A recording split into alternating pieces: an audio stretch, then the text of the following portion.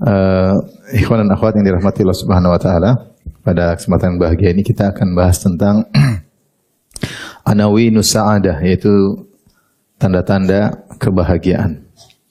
Apa sih ciri-ciri orang yang bahagia ya? Kebahagiaan adalah sesuatu yang dikejar oleh setiap manusia ya. Mencari kebahagiaan ya di dunia ini, terlebih lagi kebahagiaan di akhirat. Dan masing-masing berusaha mencari kebahagiaan dengan cara yang dia tempuh ya. Kalau kita lihat kebanyakan manusia, mereka mengkaitkan kebahagiaan mereka dengan perkara dunia ya.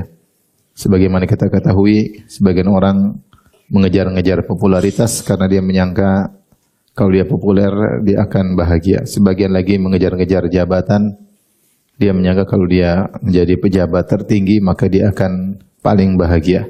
Sebagian lagi mengejar harta karena dia menyangka bahwasanya harta adalah sumber kebahagiaan.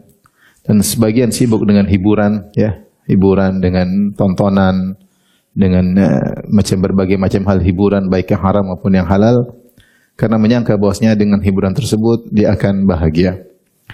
Demikianlah kebanyakan manusia yang kita lihat di atas muka bumi ini, namun kenyataannya banyak di antara mereka yang akhirnya bahkan terjauhkan dari kebahagiaan. Kita lihat begitu banyak orang-orang kaya ternyata tidak bahagia. Justru mereka terjerumus dalam narkoba, keluarga mereka hancur, terjadi perselingkuhan, anak-anak nakal, dan berbagai macam permasalahan yang mereka hadapi. Ternyata kekayaan yang mereka miliki tersebut bukanlah sumber kebahagiaan, bahkan merupakan sumber kesengsaraan. Sumber kesengsaraan. Dan selalu saya ingatkan firman Allah Subhanahu wa taala, "Wala tu'jibuka amwaluhum wala auladuhum, innama yuridullahu liyu'adzibahum biha fil hayatid dunya." Janganlah engkau terpedaya dengan harta mereka dan anak-anak mereka. Sungguhnya Allah ingin menyiksa mereka dengan harta mereka dan anak-anak mereka. Harta yang dianggap sebagai sumber kebahagiaan, anak-anak yang dianggap sebagai sumber kebahagiaan justru menjadi alat penyiksa mereka. Dan banyak orang kaya tersiksa dengan hartanya, tersiksa dengan kesulitan mencarinya, ketakutan untuk menjaganya, kekhawatiran untuk hilang hartanya, kekhawatiran dengan persaingan yang tiada henti-hentinya, waktu kurang tidur, kurang istirahat ya, karena terus mengikuti pergerakan bisnis yang tak ada henti-hentinya. Akhirnya dia pun tersiksa dengan hartanya. Waktu untuk kumpul dengan keluarga sedikit, waktu untuk berkhulwat dengan Allah apalagi hampir tidak ada ya. Kesenangan yang didapatkan tidak ada bandingannya dengan kesengsaraan yang selalu menghantuinya. Oleh karenanya banyak, saya katakan tadi, bukan harta membuat dia bahagia, malah membuat dia semakin sengsara. Harta yang seharusnya merupakan alat untuk bisa bahagia, malah menimpanya sebagai alat untuk menyengsarakan dia. Demikian juga kalau kita lihat orang yang menjadikan jabatan sebagai tujuan, kita lihatlah dalam dunia nyata, persaingan, permusuhan, bohong sana bohong sini ya. Kemudian hilang rasa malu terkadang ya. Semuanya demi apa? Jabatan. Ya, kalau semuanya bukan karena Allah, maka hanyalah kesengsaraan. Oleh kalau saya dengar cerita sebagian mereka tidur sampai jam 2 malam, sampai jam 3 malam, terus tiada henti-hentinya. Sungguh kehidupan yang penat ya, kehidupan yang sulit. Meskipun dipenuhi dengan dihormati orang, meskipun dipenuhi dengan harta, tapi kalau seorang meraih jabatan tanpa diimbangi dengan iman kepada Allah, maka hanyalah kesengsaraan. Maka hanyalah apa?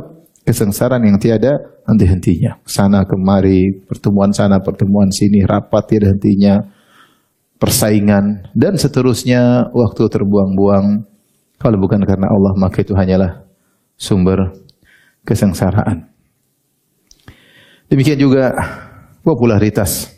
Sebagian menyangka popularitas adalah sumber kebahagiaan. Tidak, popularitas itu membuat orang terkadang hidup dalam suatu sandiwara.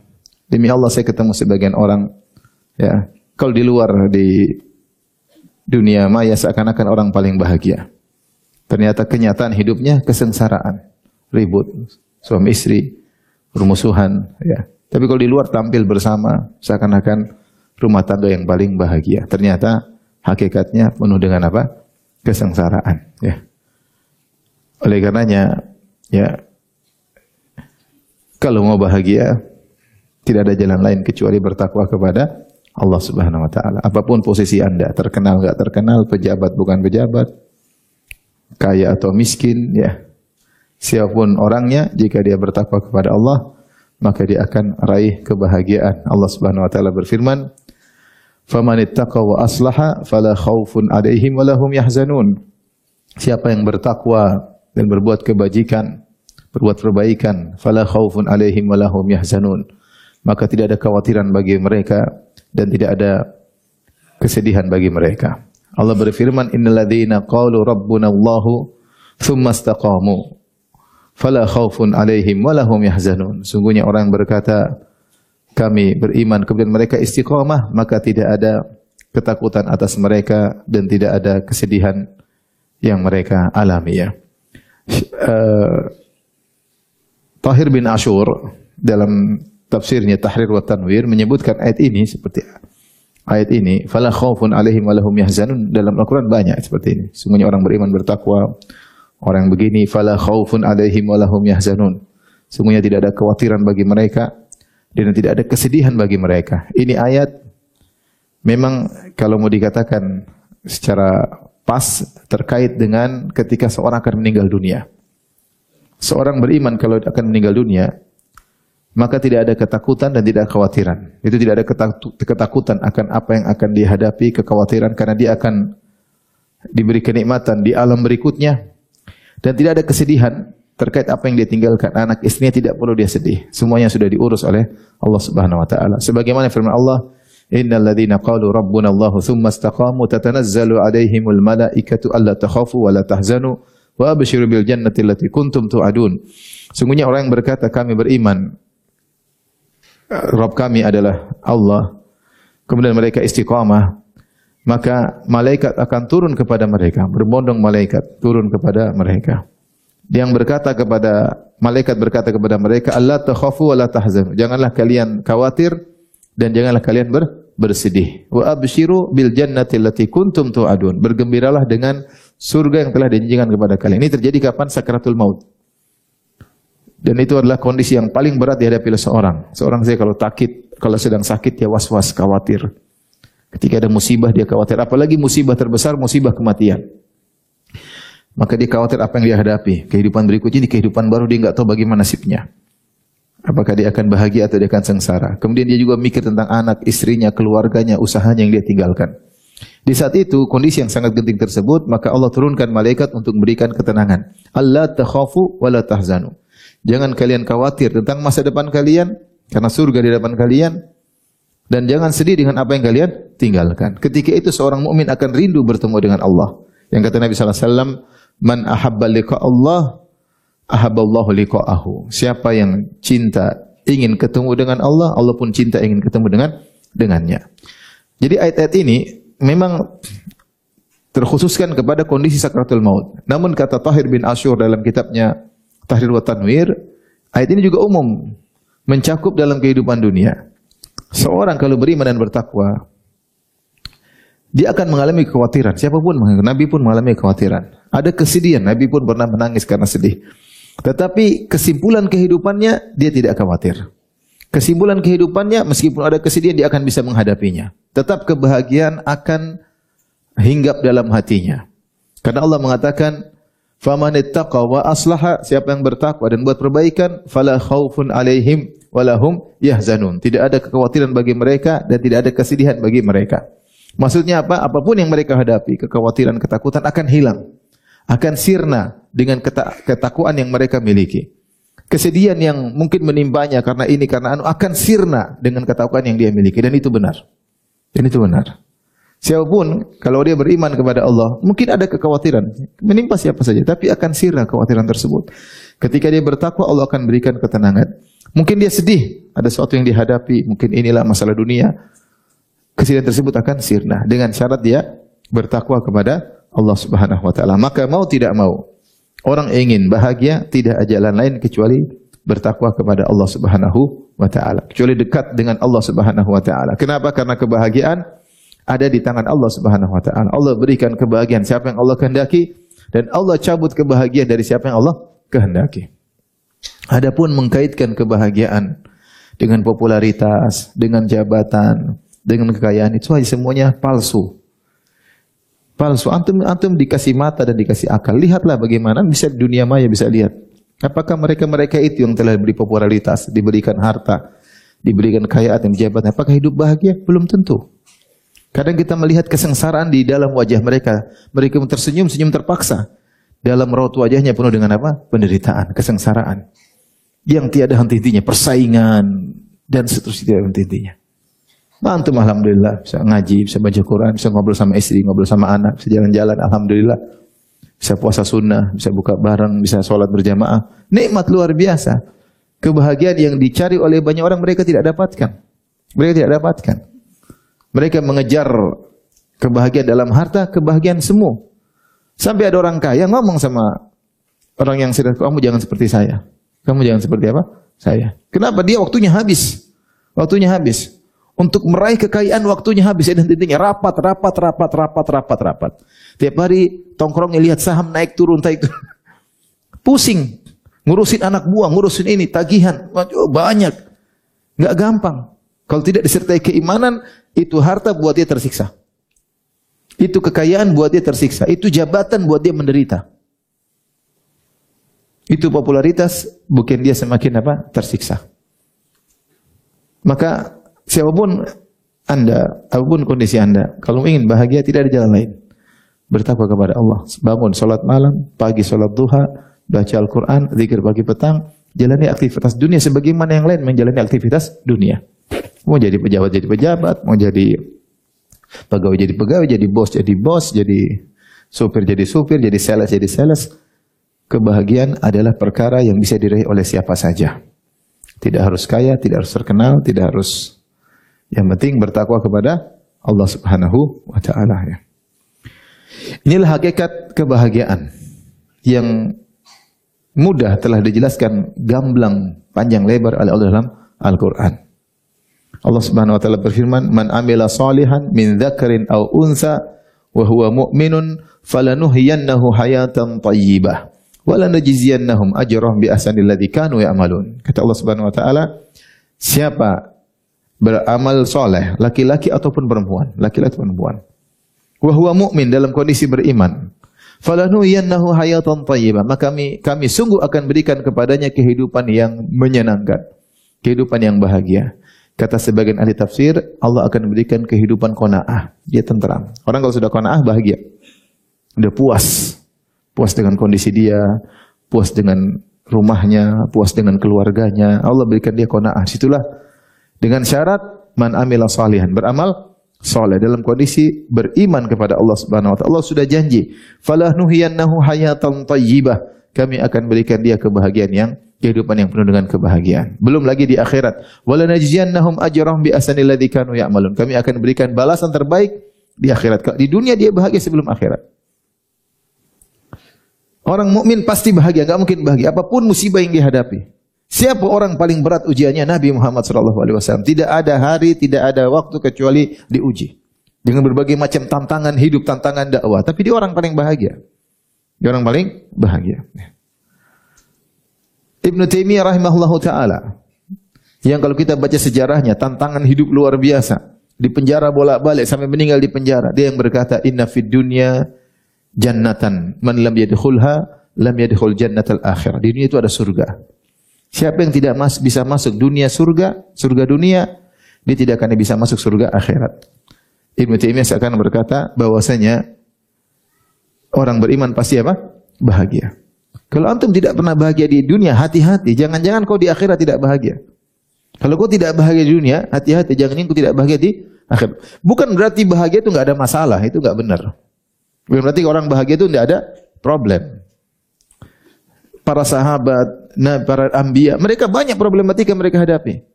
Orang-orang soleh punya problematika masing-masing. Tapi mereka bisa hadapi dengan apa? Kebahagiaan. Karena problematika kehidupan itu adalah tabiat kehidupan. Tidak ada kehidupan tanpa problematika. Tidak ada. Kalau mau hidup pasti ada problem.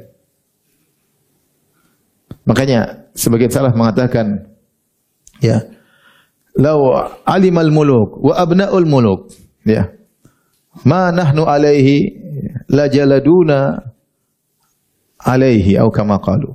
Para salaf mengatakan seandainya para raja dan para pangeran tahu tentang kebahagiaan yang kami rasakan, tentu mereka akan memerangi kami untuk mendapatkan kebahagiaan tersebut. Ini perkataan orang apa? Saleh. Mereka mengatakan kalau para raja dan para pangeran tahu tentang kebahagiaan yang kami rasakan, tentu mereka akan maksa untuk merebut kebahagiaan tersebut dari kami. Artinya apa? Bahagia itu tidak harus jadi raja, tidak harus jadi pangeran, tidak harus jadi pejabat, tidak harus orang kaya. Siapapun beriman, bertakwa, dia akan meraih kebahagiaan. Makanya saya sering bilang tadi, antum diberikan mata untuk melihat, diberikan otak untuk berpikir, lihatlah kenyataan. Antum lihat medsos, tapi jangan terlalu sering lihat. Maksudnya lihatlah betapa banyak berita ini, berita ini, berita para pejabat lah, berita artis lah, berita orang kaya lah, berita inilah. Lihat, apakah kemudian antum ingin hidup seperti mereka? Enggak. Lebih nyaman orang beriman kepada Allah, bertakwa kepada Allah, bisa ngaji, bisa baca Quran, menikmati kehidupan, punya waktu luang untuk anak istri, punya waktu luang untuk orang tua, punya waktu luang ngobrol sama tetangga. Lebih nyaman seperti itu. Kemudian hati menjadi tentram. Ya. Ikhwan dan akhwat yang dirahmati Allah Subhanahu wa taala. Oleh karena siapa yang jauh dari Allah Subhanahu wa taala, maka dia akan sengsara. Kata Allah Subhanahu wa taala, "Wa man a'rada 'an dzikri fa inna lahu ma'isyatan dhanka." Siapa yang berpaling dari peringatanku, maka bagi dia kehidupan yang menyesakkan di dunia. Wa nahsyuruhu yaumal qiyamati a'ma, dan kami akan kumpulkan dia di padang mahsyar pada hari kiamat dalam kondisi buta. Allah mengatakan, "Wa man a'rada 'an dzikri fa inna lahu ma'isyatan dhanka." Siapa yang berpaling dari peringatanku, bagi dia kehidupan yang menyesakkan. Ada yang mengatakan kehidupan di dunia yang menderita, bukan penderitaan ekonomi, enggak, tapi hatinya apa? Sesak. Ya. Ada yang mengatakan maksudnya di alam barzakh. Tapi intinya orang yang berpaling dari peringatan Allah, dia akan sengsara. Ya. Ibnul Qayyim punya kata-kata yang indah, dia mengatakan tidak mungkin kesedihan hilang dari hati seorang kecuali dengan ridho dengan keputusan Allah. Ya. Tidak mungkin. Tidak mungkin ada kegeringan dalam hati seorang kecuali dengan berkhulwat dengan Allah Subhanahu wa taala. Antum kalau lagi sedih, udah antum salat malam, baca doa, selesai.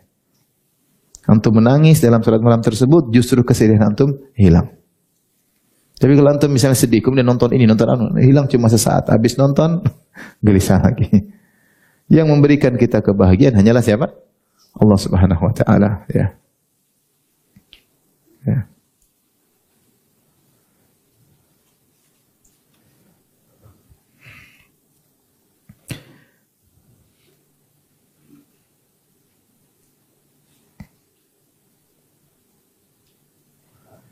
Dalam Al-Quran juga, sebagian ulama menafsirkan firman Allah Subhanahu wa taala, ya.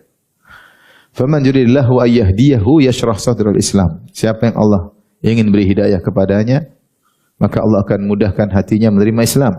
Wa man yurid an yudhillahu yaj'al sadrahu dayiqan harajan ka'annama yas'adu fis sama', ya. Kata Allah Subhanahu wa taala, dan siapa yang ingin Allah kehendaki kesesatannya, niscaya Allah menjadikan dadanya sesak lagi sempit, seakan-akan dia sedang mendaki ke langit, mendaki ke gunung. Orang kalau mendaki gunung, oksigen semakin berkurang, itu tidak? Hatinya semakin apa? Sesak. Orang lihat dari bawah, lihat seakan-akan dia lapangan terbuka, seakan-akan dia bebas merdeka, padahal semakin apa? Sesak. Itu gambaran, sebagian ulama mengatakan, itulah gambaran orang-orang kafir. Kalau orang yang lihat mereka, seakan nyaman hidupnya, ketawa ke TV yang disko sana, disko sini, kemudian joget sana, joget sini, makan sana, makan sini. Tapi sungguhnya hati mereka apa? Sengsara. Mereka sengsara. Orang yang beriman, kita lihat dia mungkin sederhana, tapi dia beriman ke masjid, hatinya bahagia. Hatinya bahagia. Oleh karenanya tidak ada cara lain agar bahagia kecuali dengan bertakwa kepada Allah Subhanahu wa taala. Tidak usah banyak teori untuk bisa bahagia, praktekan saja ya. Praktekan, yang penting salat 5 waktu, ada waktu zikir pagi petang, ada waktu baca Al-Qur'an, ada waktu salat duha, ada waktu salat malam, ikut pengajian, jalani ada kehidupan dunia semua menjalankan. Ya, hari ini alhamdulillah kau bisa makan sebagaimana mereka bisa makan. Kau bisa tidur sebagaimana mereka juga bisa tidur ya. Bahkan kau bisa jadi tidur di luar daripada mereka. Engkau sudah tidur, mereka masih rapat. Kau bangun segar, mereka masih pusing, urusan belum selesai. Laporan keuangan belum selesai. Apa enak hidup seperti itu? Enggak enak. Enggak enak. Ya. Di dunia saja enggak enak, apalagi di akhirat. Taib, adapun pembahasan kita tentang anawinus sahada, tanda-tanda kebahagiaan. Kita akan bacakan perkataan para salaf tentang tanda-tanda kebahagiaan yang semuanya sebenarnya kembali kepada takwa. Semuanya kembali kepada takwa, cuma praktek takwa itu mungkin berbeda-beda penjelasan para ulama. Saya akan bacakan satu-satu. Contohnya, seperti tanda-tanda kebahagiaan, kata Ibnu Mas'ud radhiyallahu anhu, min amaratis sa'adah an yushghilahu aibuhu an uyubin nas. Di antara tanda-tanda kebahagiaan adalah seorang tersibukkan dengan aibnya sendiri daripada tersibukkan dengan aib orang lain. Aib dirinya, kekurangan dirinya, menyibukkan dirinya untuk perbaikinya sehingga dia tidak sempat sibuk dengan aib orang lain. Maka kalau antum lihat ada orang suka sibuk dengan aib orang lain, itu orang tidak bahagia. Ketahuilah dia tidak bahagia. Pertama tidak bahagia, sibuk, kepo, pingin tahu sana, hati dia terpenuhi dengan kekurangan-kekurangan orang. Kemudian kejengkelan dalam hatinya. Kemudian komentar, jadi bagian itu di hati kan? Di hati. Ketika database kita salah masukkan, database aib banyak orang, kita akan menderita. Ngelihat sana, ngelihat sini, jengkel sana, jengkel sini, komentar sana, komentar sini. Ya. Ada orang suka kepo dengan aib orang, sibuk dengan aib orang, komentar dengan aib orang, ketahuilah dia tidak bahagia. Orang bahagia itu dia punya kekurangan banyak, dia tahu dia perbaiki dirinya, dia tahu dia masih suka riya, dia tahu dia masih suka ujub, dia tahu dia suka sering merendahkan orang lain, kalau memandang orang dengan pandangan rendah. Dia sadar, dia selalu ngecek dirinya. Dia tahu dia masih suka emosi, dia tahu dia kurang sabar, dia tahu dia masih terjebak dengan syahwatnya, sehingga dia sibuk memperbaiki diri. Itu orang yang bahagia, kata Ibnu Mas'ud radhiyallahu taala anhu. Ini contoh tanda kebahagiaan menurut Ibnu Mas'ud radhiyallahu anhu. Maka kita berkaca diri kita model yang mana nih? Sibuk dengan aib orang atau sibuk dengan aib sendiri? Di antara ciri orang bahagia, kalau diceritain tentang aib orang, dia enggak mendengar. Udahlah. Kamu nasihati langsung lah, ngapain diceritain ke saya? Kalau antum ingin bahagia enggak usah dengar. Kalau antum sengaja dengar, antum hanya menyiksa diri sendiri. Ngapain? Timbul jengkel, seudon sama orang, ketemu orang seudon, sudah seudon merendahkan. Enggak usah lah. Kamu bilang sama dia, kau kalau pingin, kau nasihati itu kan saudaramu sama mukmin, saudara. Ngapain cerita ke saya? Ngapain cerita ke saya? Makanya di antara pekerjaan ustadz yang tidak mengenakan mendengar kejelekan orang lain. Iya, saya tidak mendengar tapi harus dengar. Karena orang terkadang cari solusi, saya sendiri malas dengar. Tapi saya harus apa? Dengar. Terkadang datang ke rumah, kemudian curhat. Akhirnya saya tahu aib apa? Orang yang harusnya saya tidak tahu, saya pun harus tahu. Dan itu tidak menyenangkan. Tidak mengenakan. Ya. Kalau saya tidak tahu lebih baik. Ya. Tapi terkadang saya harus tahu ya. Ada orang pernah datang ke rumah. Ustadz ini tahu cerita ini tentang ustadz yang lain. Saya bilang saya enggak mau dengar. Ustadz, itu kan versi di medsos. Di medsos pun saya enggak dengar. Ustadz dengar dulu versi saya enggak mau dengar versi kamu. Udah saya enggak mau dengar. Saya enggak mau dengar. Kenapa saya harus dengar? Saya juga tidak bisa nasihat ustadz tersebut. Ngapain? Oleh karenanya, kalau ingin bahagia, bertakwa. Di antara ketakwaan adalah sibuk dengan aib sendiri, tidak sibuk dengan aib orang lain. Kalau kebutuhan Allah membuat antum melihat, tahu aib orang, nasihati orang tersebut. Ya, sekarang tersebut. Contoh lagi, perkataan. Misalnya perkataan Ibn Taimiyah rahimahullah ta'ala.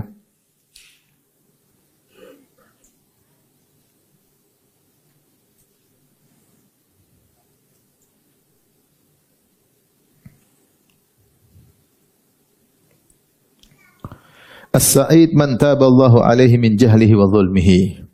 Wa illa fal insanu zalumun jahulun.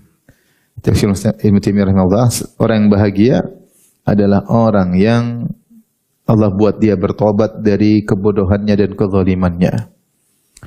Jika tidak, maka sungguhnya manusia adalah sering berbuat zalim dan sering berbuat kejahilan. Kejahilan maksudnya berbuat dosa. Maka beliau seakan-akan mengatakan bahwasanya namanya orang yang bahagia adalah orang yang bertobat kepada Allah Subhanahu wa taala. Kalau dia berbuat zalim, segera dia bertobat. Kita harus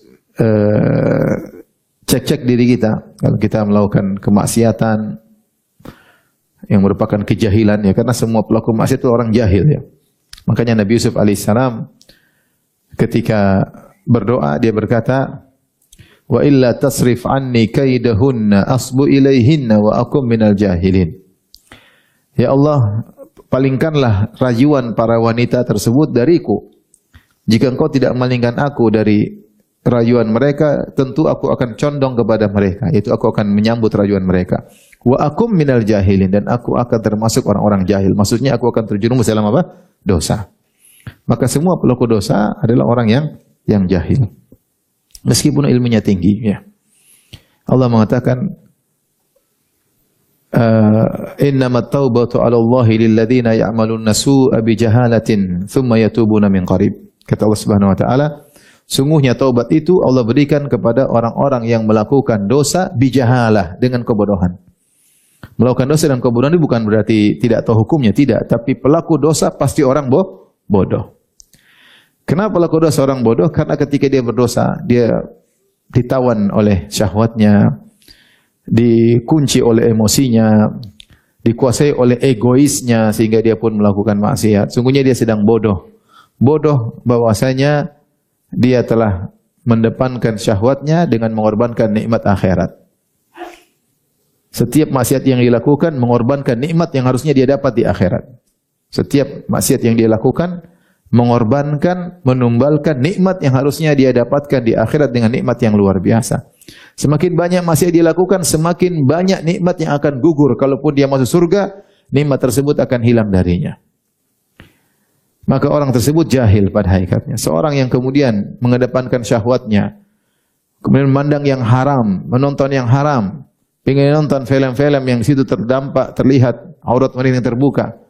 Karena asyiknya nonton film, ada kesenangan dia dapatkan, tapi itu dia telah mengorbankan kenikmatan surga yang seandainya dia masuk surga, dia akan dapat lebih daripada nikmat tersebut. Bayangkan seorang duduk nonton film 1 jam, maksiat. Seandainya dia tidak nonton, kemudian masuk surga, dia akan dapat nikmat luar biasa. Apalagi kalau dia masuk neraka, waliyadzubillah. Maksud saya, maka semua orang yang melakukan maksiat, sungguhnya dia orang apa? Jahil. Orang ingin bahagia, bertobat dari kezaliman yang dia lakukan, dari kejahilan yang dia lakukan, yaitu dari dosa-dosa yang dilakukan. Jadi Ibnu Taimiyah mengkaitkan namanya bahagia itu dengan bertobat. Coba tanyakan kepada orang-orang yang hijrah, yang dulu melakukan maksiat. Kenapa mereka meninggalkan? Karena mereka setelah berhijrah, mereka rasa apa? Bahagia. Orang yang melakukan maksiat gelisah, enggak enak. Suudzon sama Allah Subhanahu wa taala, hidup dengan was-was, kekhawatiran. Tapi begitu bertobat kepada Allah Subhanahu wa taala, Allah akan memberikan apa? Kebahagiaan. Maka Syekhul Islam Taimiyah rahimahullah berkata, orang bahagia itu adalah orang yang bertobat dari kejahilannya, dari maksiat yang dilakukan, dan dari kezalimannya. Ini juga isyarat seorang kalau ingin bahagia, kalau dia berbuat zalim sama orang, segera dia minta maaf. Jangan dia tunda-tunda. Karena kezaliman yang dia lakukan akan pengaruhi kebahagiaan hatinya.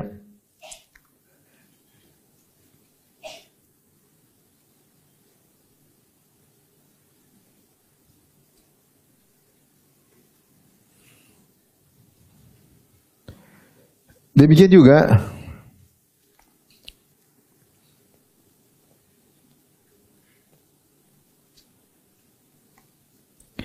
Ibnu Qayyim rahimahullahu taala ketika berbicara tentang kebahagiaan, beliau berkata,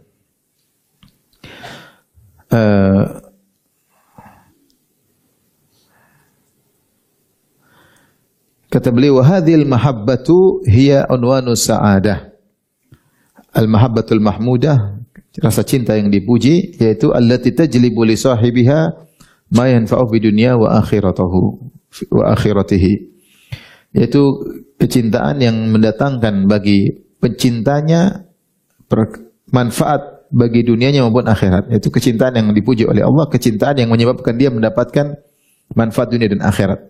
Wa hadhil mahabbah hiya unwanus sa'adah, dan rasa cinta ini adalah tanda kebahagiaan.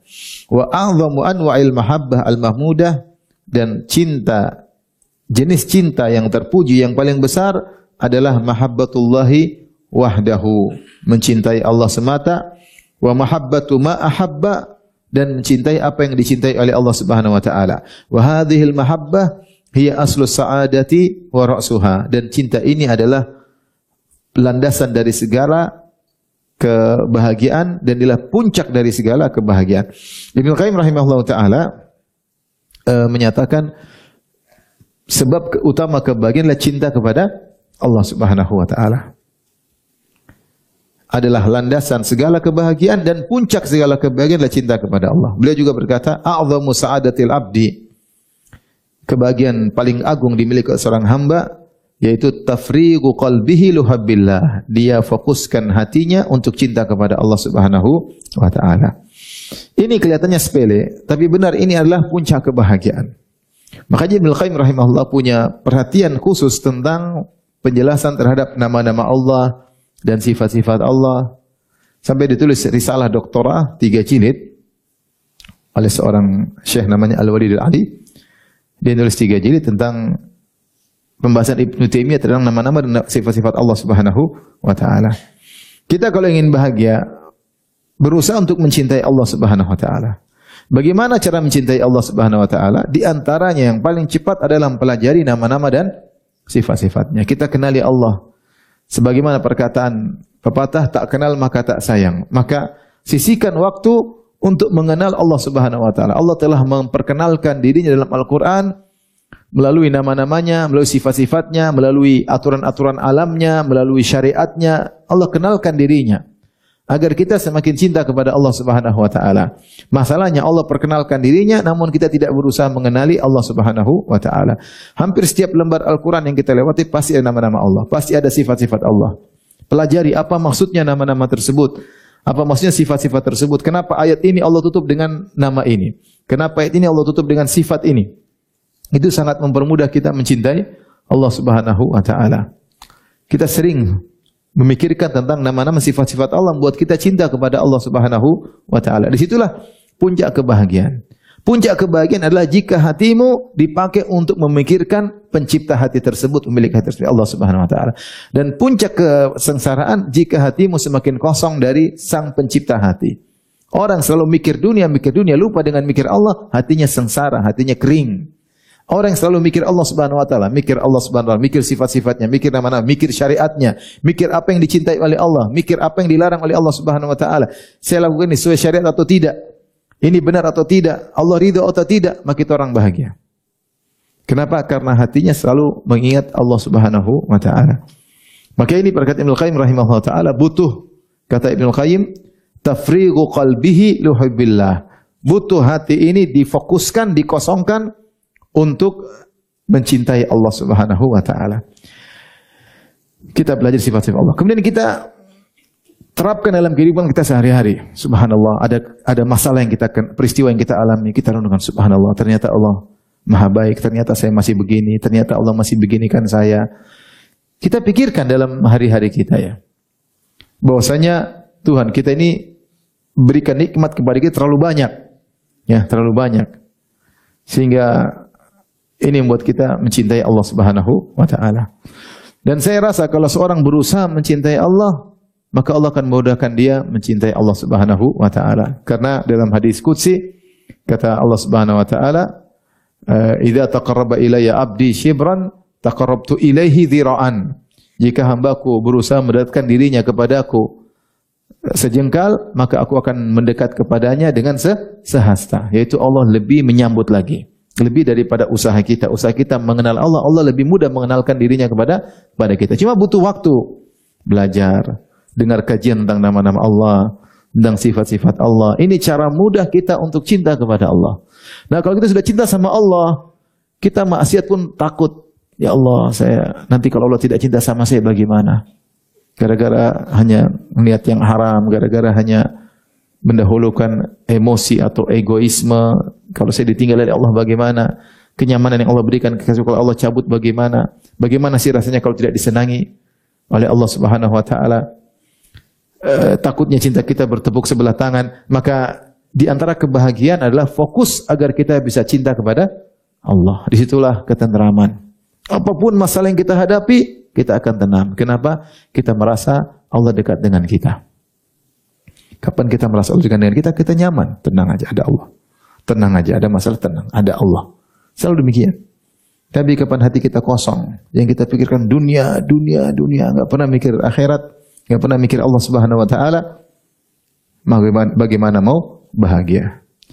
Maka ini kelihatannya sepele, namun kata Ibnu Qayyim, ini adalah aslus sa'adah, ya, ini adalah puncak dari kebahagiaan, adalah landasan kebahagiaan, wa ra'suha, landasan dan puncak kebahagiaan adalah hati cinta kepada Allah Subhanahu wa taala. Dan itu dengan belajar. Kita kalau belajar tentang tafsir, tentang ayat-ayat, subhanallah. Luar biasa ayat ini. Kenapa yang berbicara Rabbul Alamin? Tafsirnya sungguh menakjubkan. Kalau kita lihat para ahli tafsir membahas satu ayat, kita Masya Allah, kita kagum dengan Tuhan pencipta kita ini. Luar biasa ya. Bagaimana bisa begini? Kita belajar syariatnya, subhanallah, bagaimana syariat ini begitu profesional, begitu kokoh, begitu indah, begitu tahu tentang maslahat. Kenapa yang bikin tersyariat adalah siapa? Allah Subhanahu wa taala. Ini semua dengan ilmu. Belajar tentang nama-nama Allah, sifat-sifat Allah, syariat Allah, hukum-hukum Allah, membuat seorang semakin cinta kepada Allah Subhanahu wa taala.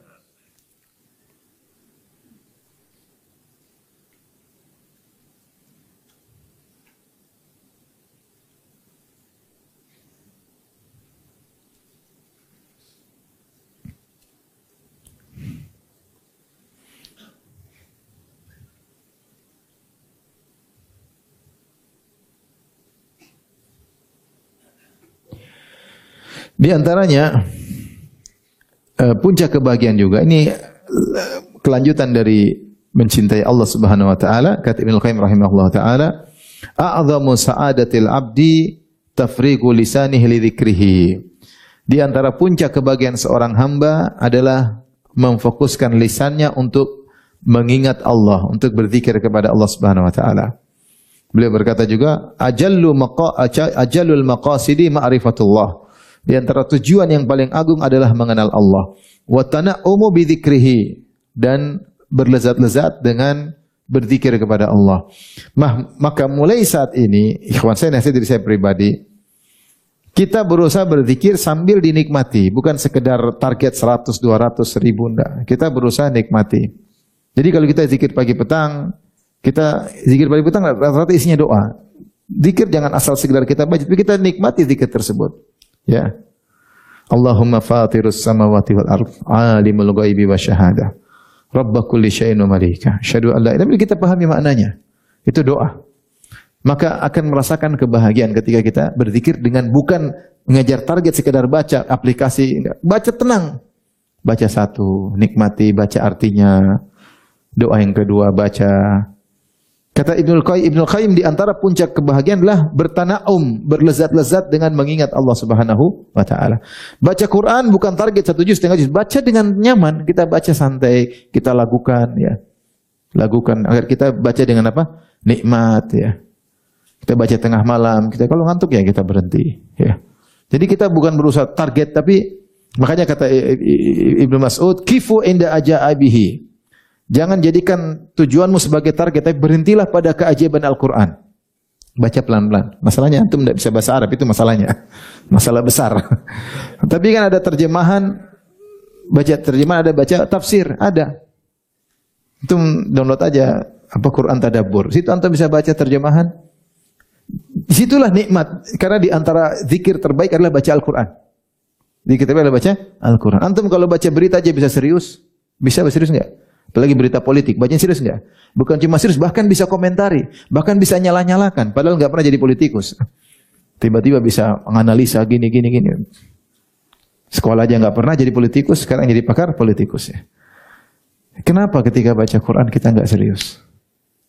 Ini masalahnya, sehingga kebahagiaan lambat masuk dalam diri kita.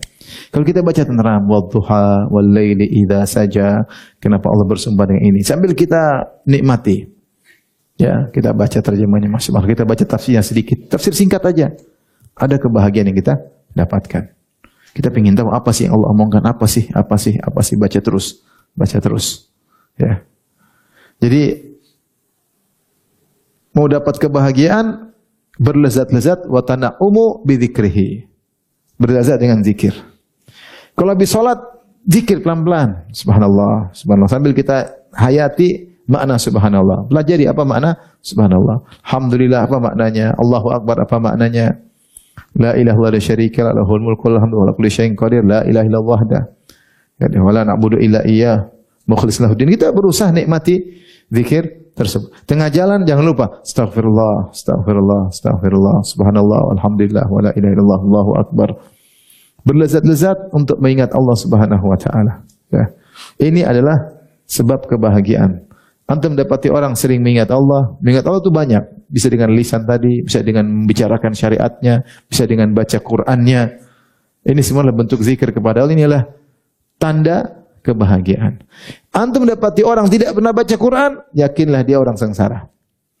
Jadi sengsara. Gimana mau hatinya mau bahagia? Mau hatinya kering. Wa man a'rada an dzikri fa inna lahu ma'isyatan dhanka. Kata Allah, siapa yang berpaling dari peringatanku, maka bagi dia kehidupan yang menyesakkan.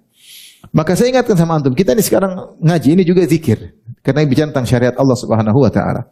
Allah menamakan ilmu dengan zikir. Contohnya fas'alu ahla dzikri in kuntum la ta'lamun. Tanyakanlah kepada ahlu zikir kalau kalian tidak mengerti. Maksudnya ahlul ilmi. Allah menamakan zikir dengan apa? Ilmu dengan zikir. Seperti Allah juga Subhanahu wa taala ya ayyuhalladzina amanu idza nudiya lis-salati min yaumil jum'ati fas'au ila dzikrillah. Jika telah dikumandangkan azan Jumat, maka bersegeralah menuju zikrullah, maksudnya mendengar khutbah Jumat. Tetapi seperti ini tidak cukup. Antum harus ada kesendirian baca Quran sendiri. Harus ada kesendirian zikir. Tidak usah lama-lama. Yang penting ada satu hari antum baca Al-Quran. Kalau bisa lama lebih enak, kalau enggak ya sebisanya. Baca Al-Quran dengan tentram, dengan nyaman, itulah sebab kebahagiaan. Datang sebagian salaf disebutkan sebagai kalau dia menghadapi masalah, dia banyak baca Quran. Dia mencari keberkahan apa? Al-Quran. Semakin dia banyak keterkena Al-Quran, semakin sedikit masalah yang dia hadapi. Antum sisihkan waktu untuk mengingat Allah, gimana Allah tidak tolong antum? Antum sisihkan waktu untuk mengingat Allah, gimana Allah tidak tolong antum? Sisihkan waktu. Alhamdulillah, sebenarnya banyak waktu baca Quran. Antum di pesawat bisa baca Al-Quran. Antum naik kendaraan, kalau dibonceng bisa baca Al-Quran. Ya. Kalau enggak, antum bisa dengar tilawah Al-Quran. Ya. Intinya ada waktu. Jangan sok sibuk ya. Jangan sok sibuk. Apa yang mau disibukkan ya? Istri juga cuma satu, mau sok sibuk. Ada waktu pasti. Jangan sok sibuk ya. Anak juga cuma berapa kan, mau sok sibuk ya. Bisnis juga enggak kaya-kaya banget, sok sibuk. Ada teman memimpin 11 perusahaan. Pun bisa ngaji, pun bisa baca Quran. Antum berapa perusahaan antum pimpin? Tidak ada pimpin, semua anak buah. 3 perusahaan jadi anak buah semua. Jadi maksudnya kita ini terkadang sok sibuk. Padahal waktu itu ada. Waktu untuk baca berita politik aja ada. Kenapa enggak waktu untuk baca berita akhirat tidak ada? Harusnya ada. Ngaji ada waktu. Kita baca Quran sini juga harus ada waktu. Tapi dibacanya bukan baca asal baca. Quran sebab datang rahmat. Ya. Kita mendengar saja. La'allakum turhamun, dapat rahmat. Bagaimana kalau kita langsung baca? Rahmat Allah kalau sudah turun, kebahagiaan. Cuma cara bacanya bagaimana itu masalahnya. Bukan sekedar target atau justru enggak, baca serius. Baca ayat, nikmati. Kifu inda ajaibihi, kata Ibnu Mas'ud. Berhentilah pada keajaiban Al-Quran. Ayat ini maksudnya apa sih? Ayat ini maksudnya apa? Ini Tuhan kasih kita surat. Al-Quran kan surat-surat dari Al-Quran, firman Allah. Dikirim buat siapa? Buat kita. Allah kirim lewat Muhammad SAW. Jibril Muhammad untuk kita. Surat dari sang pencipta kita untuk kita. Yang kirim yang pencipta kita. Saya kalau bos punya anak buah nih, buat kamu. Anak buah ini, bos kirim ini, ada apa ini? Dia akan serius berusaha memahami. Nah, kita yang ciptakan kita, kasih kita Quran, buku kebahagiaan, nah kita tidak baca. Kalau baca sekedar baca, tidak berusaha memahami. Ya. Maka ini yang perlu diperhatikan, baca Al-Quran. Kata Ibnu Qayyim, wa ajallul maqasidi ma'rifatullah. Ya. Setinggi-tinggi ketujuanlah mengenal Allah, wa tana'umu bidzikrihi. Dan bernikmat-nikmat dalam berzikir kepadanya, wa hadza ajallu sa'adatid dunya wal akhirah. Ini adalah puncak kebahagiaan dunia dan akhirat. Oleh karenanya di akhirat, di surga nanti tidak ada ibadah, tidak lagi salat, tidak ada puasa. Surga puasa problem. Di surga ada puasa sunnah enggak? Udah enggak ada. Ada salat sunnah enggak? Udah enggak ada. Tapi zikir masih. Zikir masih. Ahlu surga yulhamuna tasbih wa takbir. Ahlu surga, penduduk surga, mereka diilhamkan sehingga kalau mereka berbicara sering subhanallah. Kenapa? Karena itu ibadah yang mendatangkan kelezatan. Sehingga itu ibadah yang tetap berjalan ketika di surga. Karena dalam mengingat Allah ada kelezatan. Itu di dunia kita ingat Allah sudah ada kebahagiaan, belum lagi kalau ingat Allah di akhirat. Makanya puncak kenikmatan adalah melihat wajah Allah Subhanahu wa taala. Bukan sekedar mengingat, melihat langsung. Kata para ulama dalam hadis bahwasanya jika sudah terlihat wajah Allah, semua kenikmatan yang lain terlupakan. Itulah puncak dari kelezatan. Maka di antara doa Nabi, wa as'aluka ladzatan nadhari ila wajhikal karim. Aku mohon kepada Engkau kelezatan mandang wajahmu yang mulia ya Allah. Jadi ibadah zikir ini harus kita nikmati. Gimana caranya?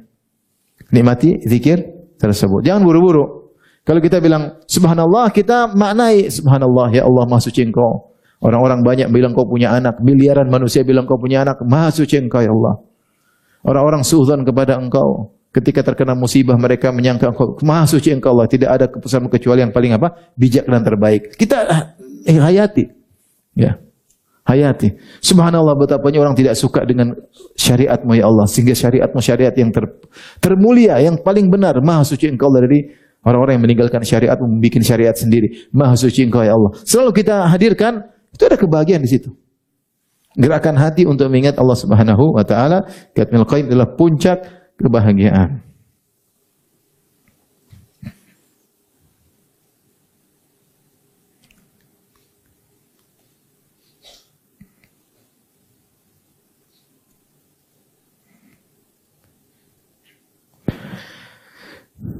Syekh Muhammad bin Abdul Wahhab rahimahullahu taala berkata dalam satu bukunya, dalam risalahnya, beliau berkata, as'alullahal karim rabbal arsyil azim an yatawallaka fid dunya wal akhirah.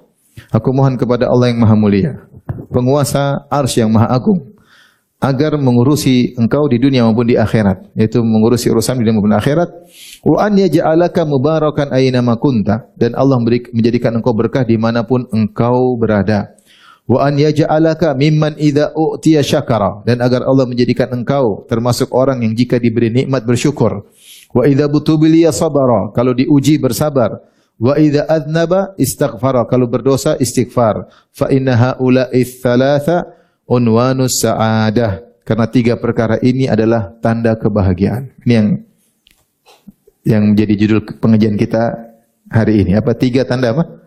Kebahagiaan. Tanda-tanda tadi banyak. Cuman hanya saja Syekh Muhammad Wahab rahimahullah menyebutkan tiga tanda kebahagiaan yang penting, yaitu idza u'tiya syakara, kalau diberi kenikmatan bersyukur, wa idza ubtuliya sabara, kalau diberi ujian bersabar, wa idza adnaba istighfar, kalau berdosa maka beristighfar. Dan ini subhanallah khulasah intisari dari sikap hidup manusia. Kita di dunia ini cuma tidak keluar dari tiga ini. Entah dapat nikmat, entah diuji, paham? Entah dalam ketaatan atau dalam kemaksiatan. Siapa yang bisa mengalami, menyikapi pernak-pernik kehidupan dunia, roda perputaran kehidupan dengan tiga cara ini, maka dia orang yang bahagia. Karena kita di dunia ini kalau bukan dapat nikmat sedang diuji. Kalau tidak dalam ketaatan sedang bermaksiat. Tidak ada kemungkinan yang lain. Maka siapa? Kata dia, wa an yaj'alaka, semoga Allah menjadikan engkau Mimman idza u'tiya syakara, termasuk orang-orang yang jika diberi kenikmatan bersyukur. Wa idza butuliya sabara, kalau diberi ujian maka bersabar. Wa idza adnaba, jika berdosa istighfar, maka istighfar kepada Allah.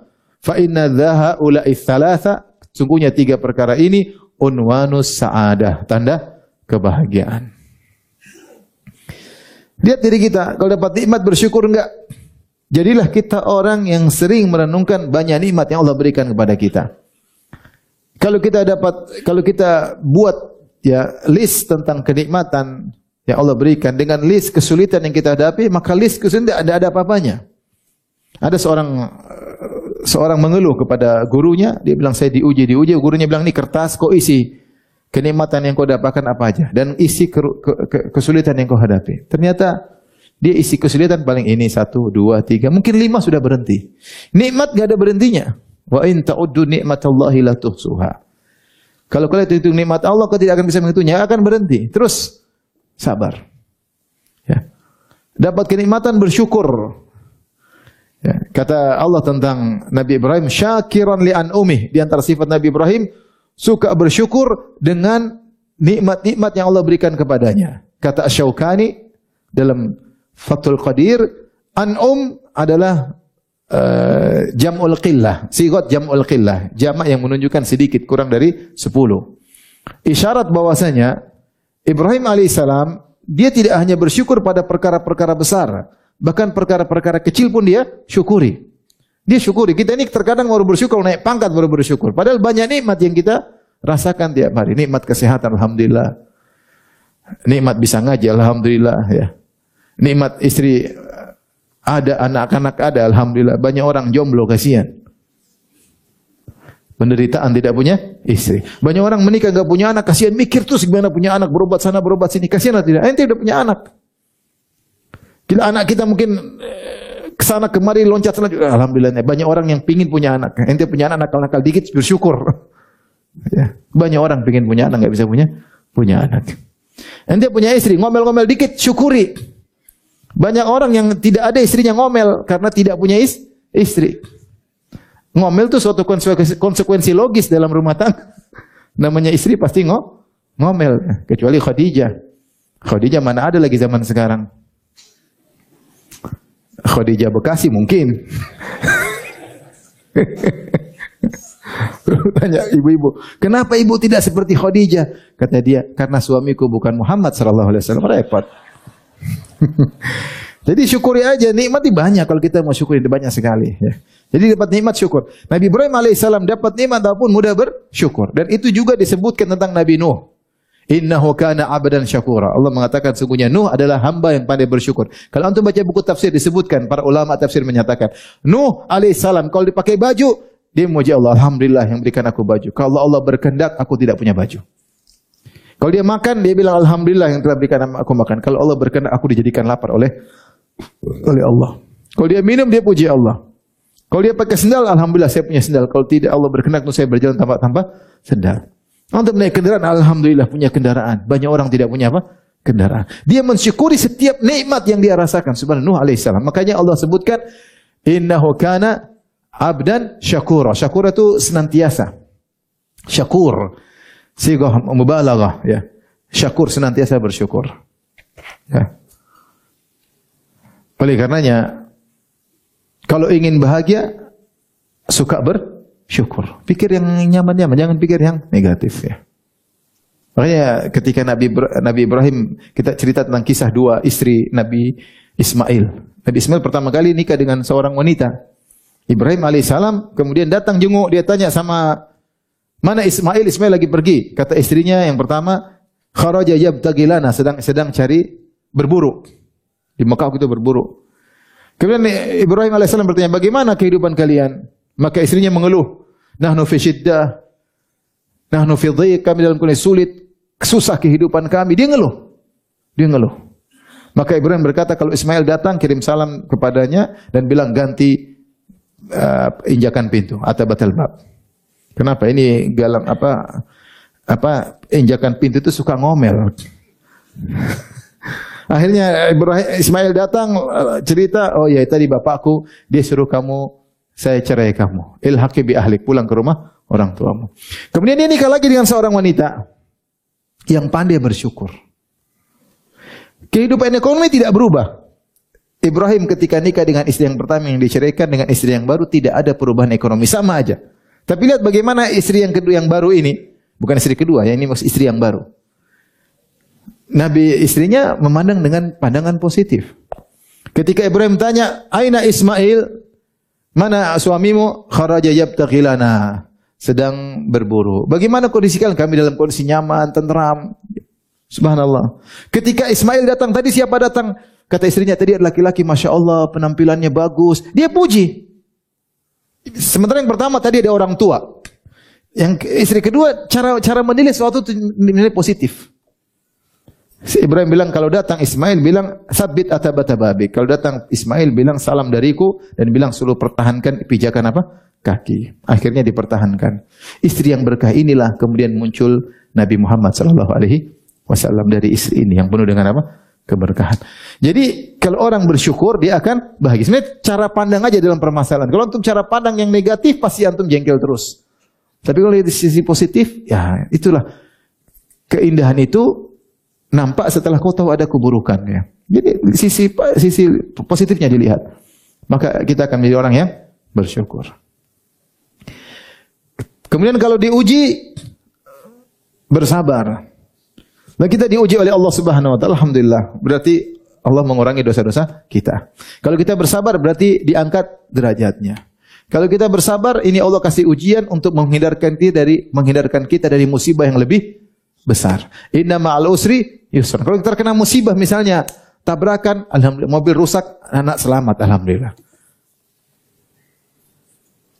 Kalaupun ada yang meninggal, alhamdulillah tidak semua meninggal. Selalu berpikir apa? Positif. Ya. Selalu berpikir apa? Positif. Kata Ibnul Qayyim, kalau kau tidak mampu berpikir, ingatlah kisah Nabi Khidir yang membunuh anak kecil. Ketika Musa alaihissalam bertanya tentang anak kecil kenapa yang dibunuh oleh Nabi Khidir, kata Nabi, wa ammal gulamu fakana abawahu mu'minaini fa khashina an yurhiqahuma tughyanan wa kufra. Fa'aradna ayyubdilahuma rabbuhuma khairan minhu zakatan wa aqraba ruhma. Adapun anak kecil yang saya bunuh tersebut, anak ini kalau dibiarkan hidup, dia akan menjerumuskan orang tuanya ke dalam kekufuran, dalam kezaliman. Maka kami ingin Allah mengganti dia dengan anak yang baik, yang lebih rahmat kepada orang tuanya. Akhirnya ternyata di balik wafatnya anak itu ada hikmahnya. Seandainya anak ini hidup, dia menjadi anak nakal dan akan membuat orang tuanya terjerumus dalam kemaksiatan dan kekufuran. Kata Ibnul Qayyim, kalau kau tidak bisa paham tentang suatu keputusan Allah, ingat kisah ini. Orang tuanya mungkin tidak paham kenapa anak saya mati, dia tidak paham. Ternyata anaknya kalau hidup bikin apa? Masalah. Mereka semakin jauh dari Allah Subhanahu wa taala. Mau saya pun menimpa kita kelihatannya suatu keindahan diambil oleh Allah, yakinlah di balik itu pasti ada kebaikan. Anak kita misalnya, kita tidak pingin, tapi seandainya ada anak meninggal, berat sekali, siapa yang kuat? Kita bilang, alhamdulillah, dia meninggal, belum ada dosanya, paham? Kalau dia besar, nggak tahu kehidupan ke depan, internet kayak apa, ya medsos kayak apa, drama Korea kayak apa, film India kayak apa, musik-musik, homoseksual kayak apa, kebohongan di mana-mana. Dihadapi masa itu, apakah dia kuat bertahan? Belum tentu. Meninggal masih kecil, ya adalah Allah ingin selamat dari dosa-dosa. Kalau meninggal masih kecil, akan menjadi faratan, menjadi pemberi syafaat bagi orang tuanya pada hari kiamat. Maksudnya kita berpikir positif. Kita tidak ingin anak kita meninggal, enggak ada. Siapa yang ingin anak meninggal? Tapi kalau kita berpikir positif, di balik segala musibah pasti ada hikmah. Terkadang Allah bukakan hikmah tersebut, terkadang kita tidak tahu. Dan yang terakhir, tanda kebahagiaan, kalau berdosa segera istighfar, jangan tunda-tunda. Segera berdosa, astagfirullah, jangan akhadhatul izzah, kalau ditegur kita malah angkuh. Kalau kita salah, istri bilang istighfar, abi, astagfirullah ya. Gara-gara kamu saya berdosa. Jangan, udah kita istighfar. Ini semua karena kesalahan kita. Karena kesalahan kita. Ada orang tegur kita, astagfirullah, jangan kita sombong malah. Kamu yang salah. Ada orang bilang, ya akhi, Istighfar. Ente yang istighfar bukan saya. Gitu. Suruh-suruh saya. Itu sombong namanya, Pak. Ditegur, diambil apa? Ditimpa dengan kesombongan. Istighfar ya akhi, ente yang istighfar. Malah marah ya. Ya. Jangan emosi, tambah emosi. Emosi aja. Jadi orang bahagia kalau kita nggak mungkin nggak berdosa. Siapa sih kita nggak? Pasti kita berdosa. Siapapun orangnya, siapapun kita pasti berdosa. Pasti ada pandangan yang salah kita lihat, pendengaran yang salah kita dengar, lisan tidak bisa kita kontrol, ucapan kata-kata yang tidak kita pikirkan terlebih dahulu, hati tidak bisa kita kontrol, tahu-tahu kita riya, tahu-tahu kita ujub, tahu-tahu kita sombong. Dosa kita banyak. Terkadang di luar kontrol, terkadang di bawah kontrol kita. Memang kita ingin berdosa. Oleh karenanya kalau seorang berdosa, segera istighfar. Kapan kita mudah beristighfar, mudah bertobat kepada Allah, sungguhnya kita termasuk orang yang bahagia.